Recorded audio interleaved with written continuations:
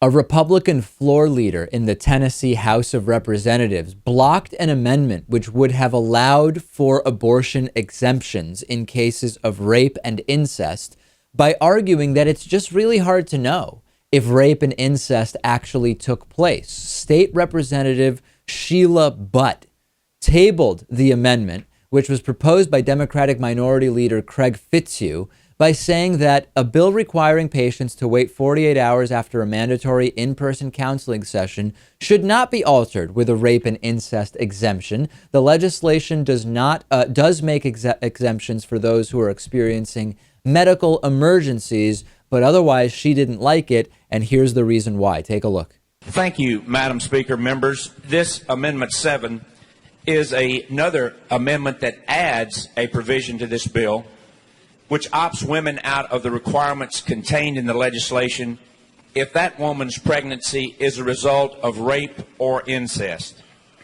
It does that simply. Women who have survived this condition have already been victimized by their attacker, and it would do much to take care of the safety, health, and welfare of women in this situation. This amendment merely adds the provision if the pregnancy is a result of rape or incest, the bill does not apply. I move adoption of Amendment 7. Representative Fitzhugh moves adoption of Amendment number 7, properly seconded. Discussion on the amendment. Representative Butt, you're recognized. Thank you, Madam Speaker. This amendment appears political because we understand that in most instances this is not verifiable. Let's make sure that these women have the information and understanding to act. Democratic State Rep John Ray Clemens said that the comments from Sheila Butt were disheartening.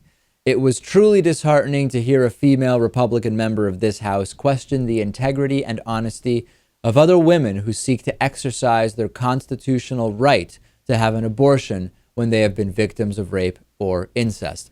I think, Lewis, that if we talked to victims of rape and incest, they would disagree about this lack of verifiability with regard to rape and incest, certainly not when it comes to the way it's affected their lives. Well, we have many Republicans in this country who are just unwilling to take someone's word for it when they say they've been raped. Yeah, what kind of proof do they want?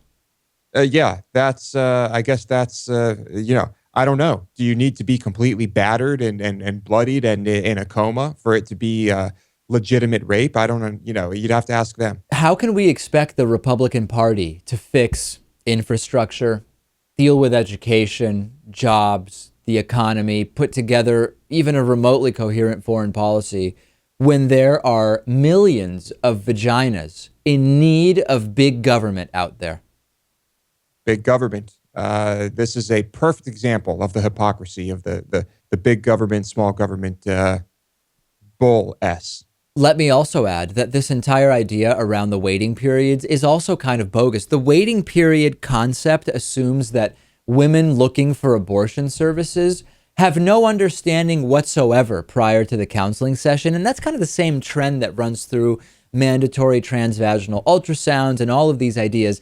The idea must be in the minds of some of these right-wingers, mostly men often, that women decide to get abortions just like you might impulse buy candy at Trader Joe's when you're at the checkout. You've already picked out your items and you say, what the hell? I'm going to get those green tea mints because they look kind of cool.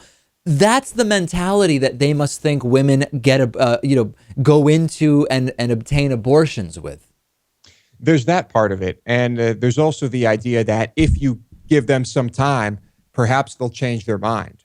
So there's two parts. And believe me, I'm all for, thinking carefully about all of your options. Of course. But it's completely ridiculous to, to attempt a bill like this.